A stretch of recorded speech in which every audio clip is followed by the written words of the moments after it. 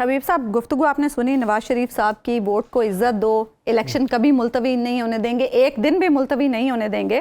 اس وقت جمہوریت کا راگ الاپنے والے اب جمہور میں جانے سے کیوں ڈر رہے ہیں؟ اس کی وجہ کہ جمہور کا کچھ موڈ بدلا سا دکھائی دیتا ہے.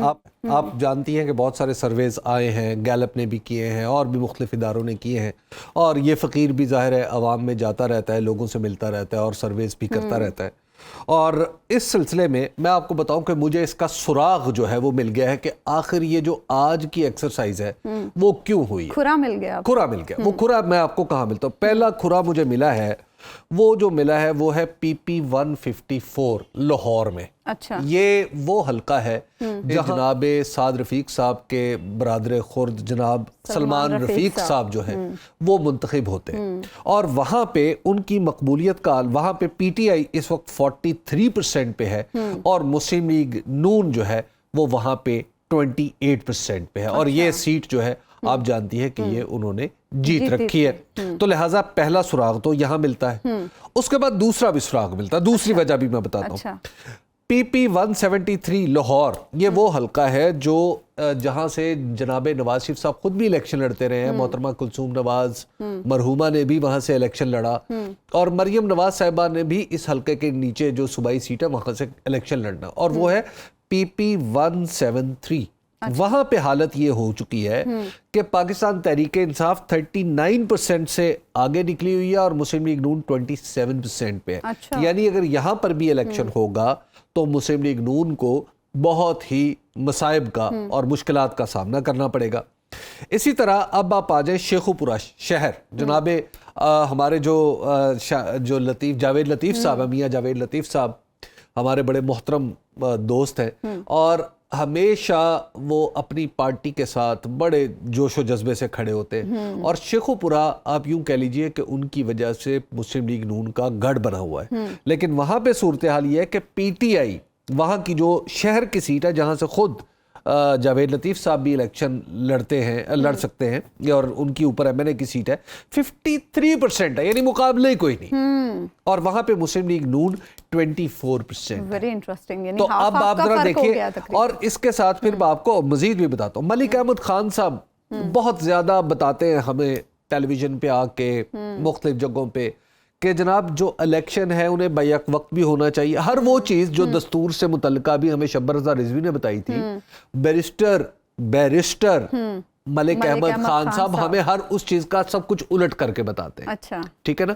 تو وہ جب الٹ کر کے بتاتے ہیں اس کا نتیجہ شاید یہ نکلا ہے کہ ان کے اپنے حلقے میں جسے قصور میں مسلم لیگ نون اور ان کی فیملی کا گڑھ کہا جاتا ہے، وہاں پہ PTI ہے 38%، اور مسلم لیگ نون چلی گئی ہے 33% پہ. گویا ملک احمد خان صاحب SAPM یعنی special assistant to prime minister جناب شہباز شریف صاحب وہ بھی اپنے حلقے سے مشکلات کا شکار ہیں. اور پھر گجرانوالہ جہاں سے اگین مریم نواز صاحبہ کے امیدوار ہونے کی ایک بات چل رہی تھی جب تک یہ کل الیکشن کمیشن نے کوئی نئی کچھ کام کیا تھا. وہاں پہ صورتحال یہ ہے کہ ان کے کاغذات جمع ہونے کے بعد پاکستان تحریک انصاف 45% پہ ہے، اور مسلم لیگ نون 28% پہ ہے. تو اب آپ ذرا تصور کریں کہ یہ جو میں نے 5 اسباب آپ کو گنوائے ہیں، کیا یہ تھوڑے الیکشن کو ملتوی کروانے کے لیے؟ اس کے لیے تو پورا زور لگانا چاہیے، اور اگر مسلم لیگ نون لگا رہی ہے تو کچھ غلط نہیں کر رہی. دوسرا، اس میں میں آپ کو ایک اور عرض کرنا چاہتا ہوں. اب آپ نے 8 صفحے پر مبنی میں نے وہ محبت نامہ پڑھا ہے الیکشن کمیشن کا، جس میں انہوں نے بتایا ہے کہ الیکشن نہ ہونے کی وجوہات. حالانکہ الیکشن کمیشن کو ہمارے دستور نے کہا ہے کہ یہ الیکشن کروائے گا، لیکن پچھلے کچھ عرصے سے لگ رہا ہے کہ الیکشن کمیشن جو ہے وہ پوری ذمہ داری اس بات کی نبھا رہا ہے کہ کسی نہ کسی طرح الیکشن نہ کروانے کا جواز تلاش کرے. اس الیکشن کمیشن نے اپنے جو 8 صفحات پر مبنی جو بیان جاری کیا ہے، مجھے شرم آتی ہے وہ بیان پڑھ کے. اس کی وجہ کیوں؟ اگر میں جس ملک کی ڈپکشن انہوں نے ان 8 صفحوں میں کی ہے، اگر میں اوپر سے ملک کا نام کاٹ کے دنیا کے کسی شخص کے سامنے جو صرف انگریزی پڑھ سکتا ہو اس کے سامنے رکھوں اور اس سے پوچھوں کہ یہ بتاؤ ان کاغذوں میں کیا لکھا ہے اور اس ملک کے بارے میں تمہاری کیا رائے بنتی ہے، تو وہ کہے گا یہ ملک تو پتہ نہیں، یہ تو ہے ہی نہیں ہے، بنانا ریپبلک ہے. یہ تو بنانا ریپبلک تو بہت چھوٹا لفظ ہے. خدا نخواستہ خاکم بدہن اللہ تعالیٰ میرے ملک کی حفاظت کرے، ان جیسے نالائکوں کے ہاتھوں میں چڑھا ہوا ہے یہ ہمارا ملک. انشاءاللہ العزیز یہ نالائک نہیں رہیں گے، ہمارا ملک رہے گا انشاءاللہ. تو ان نالائکوں نے کیا کیا ہے کہ آپ ذرا دیکھیے، وہ کہہ رہے ہیں اس ملک میں الیکشن ہونا اس ملک میں دہشت گردی ہے، اس ملک کے اندر معاشی افراتفری پیدا ہو گئی ہے، اس ملک کے اندر کوئی کام جو پولیس ہے وہ اپنا کام نہیں کر پائے گی، اس کے اندر جو فوج ہے وہ خدا نخواستہ اس کو باہر سے اتنے خطرات لاحق ہیں کہ وہ کچھ نہیں کر پائے گی. بھائی آپ 2 صوبوں میں آپ اندازہ لگائیے کہ وہ ملک وہ الیکشن کے نہ ہونے کا جواز نہیں ہے.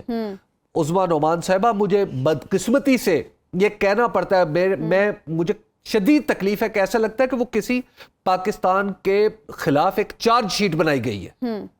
جب آپ دنیا میں جائیں گے آپ کہیں گے پاکستان میں انویسٹ کرو، آپ کہیں گے پاکستان ایک سیف جگہ ہے انویسٹمنٹ کے لیے، پاکستان ایک سیف جگہ ہے رہنے کے لیے، وہ الیکشن کمیشن کے یہ 8 صفحے اٹھائیں گے اور آپ کے سامنے رکھ دیں گے.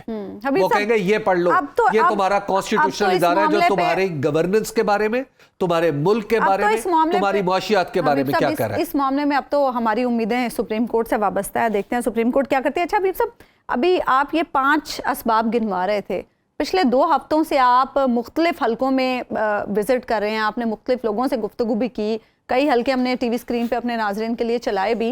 اوورآل فیل کیا ہے؟ اوورآل فیل یہ ہے کہ پاکستان تحریک انصاف ان جگہوں پہ جہاں پہ پاکستان مسلم لیگ نون کو غیر معمولی برتری حاصل ہوئی تھی 2018 میں، وہاں پہ پاکستان تحریک انصاف اوورٹیک کر چکی ہے اس کو.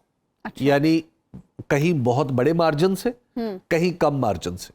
لہٰذا پاکستان مسلم لیگ نون جسے جو وسطی پنجاب میں بالخصوص یعنی گجرانوالہ ڈویژن، لاہور ڈویژن، فیصل آباد ڈویژن تو نہیں لیکن سرگودا ڈسٹرکٹ سرگودا، اسی طرح آپ کا جو راولپنڈی ڈویژن میں بھی اب نہیں رہی اس طرح مسلم لیگ نون، تو یہ جو اور ساہیوال ڈویژن، ان جگہوں پہ جو مسلم لیگ نون کو برتری حاصل تھی وہ برتری ایکچولی ایروڈ ہوتی چلی جا رہی ہے. اور یہ بات صرف میں نہیں کہہ رہا اور ہمارے سرویز نہیں کہہ رہے، یہ پاکستان کے تقریباً ہر یعنی جو لوگ سروے کرتے ہیں، جن سے میں آگاہ ہوں جانتا ہوں، بڑے کریڈیبل لوگ ہیں، ان میں سے بہت سارے لوگوں کے سرویز ٹی وی پر بھی چل چکے ہیں، اور بہت سارے لوگوں سے خود میری معلومات کے مطابق مختلف جماعتوں نے، اگر جماعتوں نے نہیں تو ان کے امیدواروں نے، جو مسلم لیگ نون کے امیدوار ہیں، انہوں نے بھی کچھ سرویز کروائے ہیں، اور ان کا بھی نتیجہ جب ان کے سامنے آیا ہے تو اس کے بعد سے یہ ہاہاکار مچی. اچھا حبیب صاحب، نون لیگ تو چلیں التوا کے لیے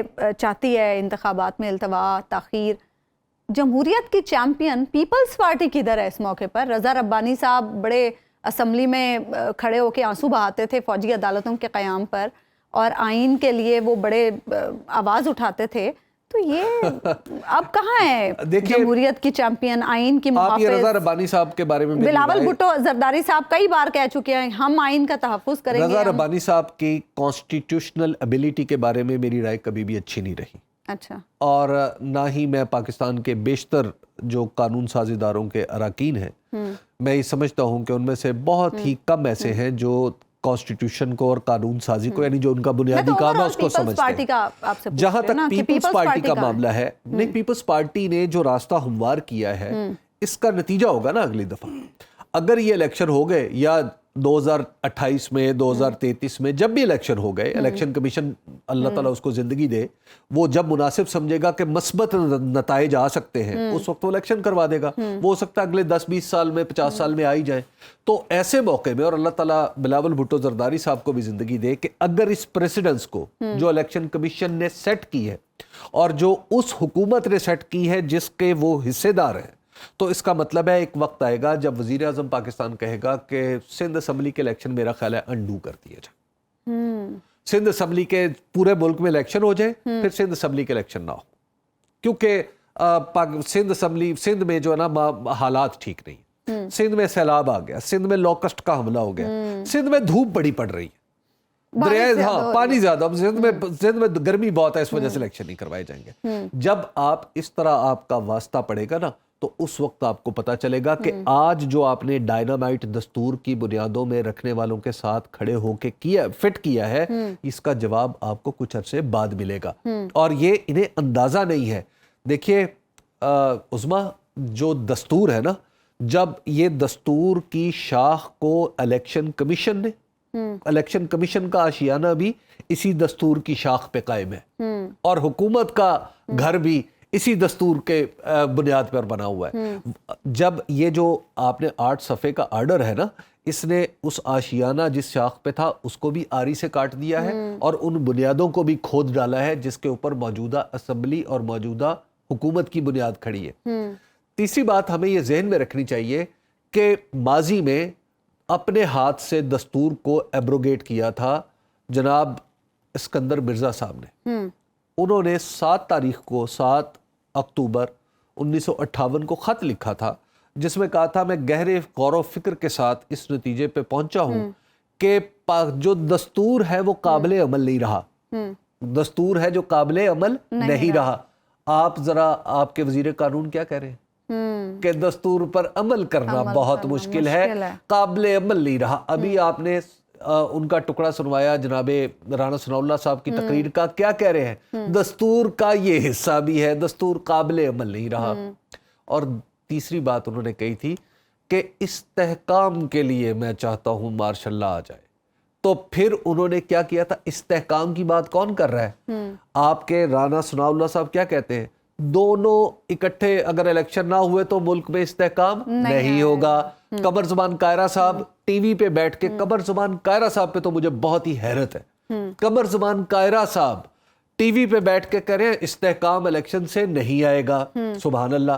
اچھا، ہمارے وزیر قانون کہہ رہے ہیں کہ استحکام نہیں آئے گا۔ یہ تینوں دلائل ہیں، گہرا غور و فکر، دستور پر عمل درآمد نہیں ہو سکتا، اور تیسری بات ہے استحکام۔ یہ 3 دلائل تھے۔ آپ ان کا خط آج بھی ریکارڈ پہ موجودہ، اٹھا کے دیکھ لیں۔ مجھے بریک پہ جانا، لیکن بریک پہ جانے سے پہلے ایک چھوٹا سا کوشچن اور چھوٹا سا آنسر، شارٹ آنسر۔ وکلاء تحریک چلائی جا سکتی ہے؟ کچھ دن پہلے خان صاحب سے جب ملاقات ہوئی تھی تو انہوں نے اشارہ دیا تھا کہ اگر 30 اپریل کو الیکشن نہیں ہوتے تو ہم 2009 سے بڑی وکلاء تحریک چلائیں گے۔ مجھے ایسا لگ رہا ہے کہ یہ اب آئندہ 2-4 دن میں اس بات پہ وضاحت آ جائے گی، اور میرا خیال میں دیکھ رہا ہوں کہ جو بار ایسوسی ایشنز ہیں وہ کافی اس پہ نالاں ہیں، اس فیصلے پہ الیکشن کمیشن کے۔ ٹھیک